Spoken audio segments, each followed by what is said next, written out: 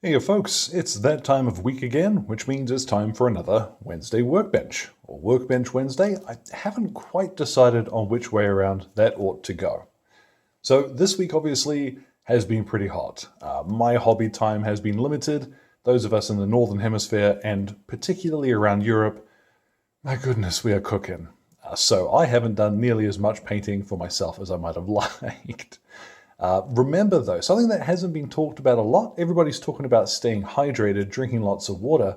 Remember that you do need to have a little bit of salt in your diet too, to make sure that you are actually absorbing all of that fluid. So if you're drinking a lot more water than you would normally, have something salty nearby, like some nuts or potato chips, just to keep your salt levels enough that your body will actually hang on to all of that fluid you're drinking. So real quick up top with that, because I want everybody to be looking after yourselves, okay? So what I have in front of me here is, my goodness, my white whale. This is the Land Raider Spartan, and it is a monstrosity. It is absolutely enormous. Like if I pick that up and hold it in my, thumb for scale, I don't have a banana nearby, it's huge. It's bigger than a Land Raider, and I wasn't really prepared for quite how much.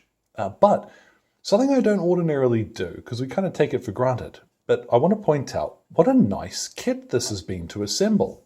Something which really stands out. Let's see if I can get this on camera.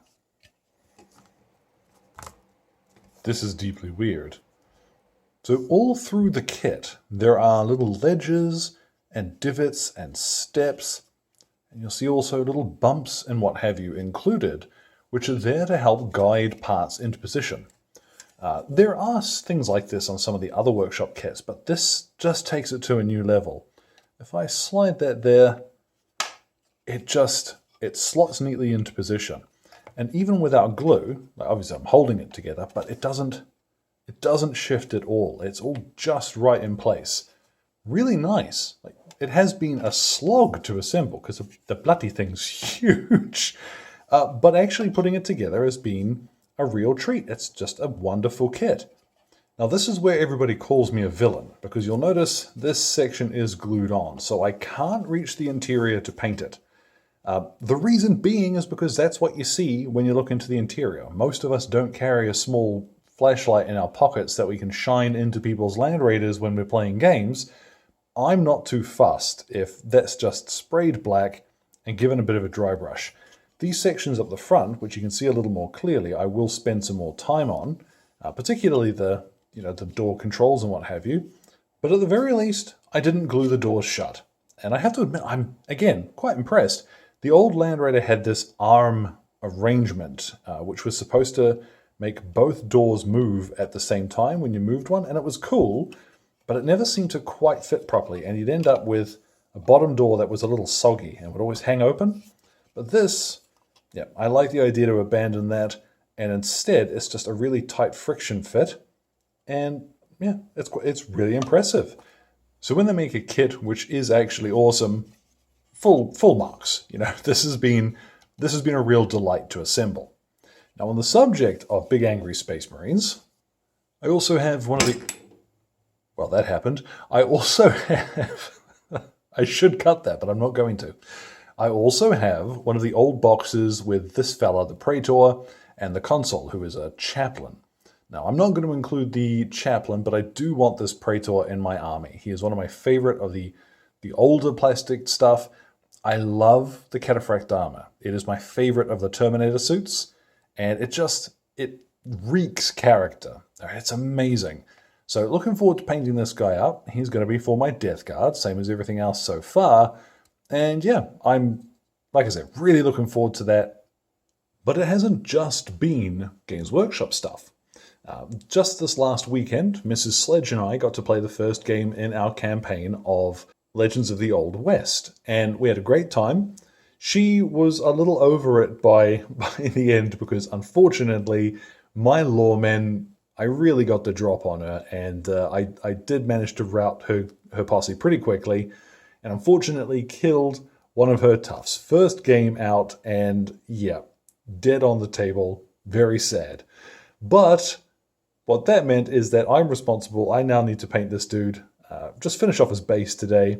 She needs a sawn-off shotgun because My little clouds of citizens are where the problem is for her. So crowd control here, this will be great. This is one of the plastic dead man's hand guys, and I've had these on the channel a couple of times. Really lovely kits, just a lot of fun to paint. I tend to like having leaders and such with metal figures, which generally have a little more going on them. But the plastic fellas for your gang fillers, they work perfectly well, and they look really cool once they are painted up. So all I got to do today, finish that base, and yeah, I can't remember what she's going to call him. She did tell me her other tough is Rex, so I'm interested. We'll see what happens with that. Something else I want to share with you. This came as a suggestion from one of my patrons. Thunderplunk recently converted a bunch of the plastic paratroopers from Warlord games and turned them into US infantry in the late war M43 uniform. These are the plastic guys that you get from the Band of Brothers box set, and all I've done is to shave off, took a knife and a little bit of patience, but shave off the pockets and the leg straps, and you have a pretty passable example of the right uniform. Now you can use the other equipment, you can use the web packs that come with them. It will require, same as with the bodies, a little bit of creative trimming to get some of that gumph off. But I have used here spears. This isn't spears, this is somebody else. I've used spares from my US infantry kit to give them the old pack and a decent looking carbine. You could, of course, do this with the arms that come in the airborne kit. I just like most of the poses on the plastic infantry a little better. But what it means is if you've got Band of Brothers, that box set, and you don't want to do a US airborne army, I'll spend a little bit of time with a knife and you've got late war US infantry. Easy as that. So thanks to Thunderplunk for showing me that, because as simple as the idea is, I genuinely wouldn't have thought of it. So I'm probably going to convert up a few of these guys and just scatter them through my army for a slightly, replacements coming in with the new kit. And really, that's it for this week. It has been too hot for anything else. As much as I would love to be sat here doing, nothing but painting, my goodness, got to keep everything closed, got to keep the lights off as much as you can. It's a kicker. So I'm going to go ahead, jump on over and turn my fan on and sit here and try and assemble the rest of the Spartan. So as always, let me know what you're up to. If you are still with us, it's not too hot and you've melted into a puddle in the corner there. If you've managed to squeeze in any hobby time despite all of the heat, let me know. I do get a kick out of seeing or hearing at least, what folks are doing. Quick reminder that YouTube normally doesn't let you drop links in comments. So if you want to show me anything, either mention an Instagram name or a Twitter handle or something like that, which I can then go and look up myself, because the link is just going to get your comment automatically blitzed. All right, so be aware of that one. So it's important you're all here tomorrow. Look after yourselves, get plenty of fluids, have a salty snack, and make sure that you are ticking over all right.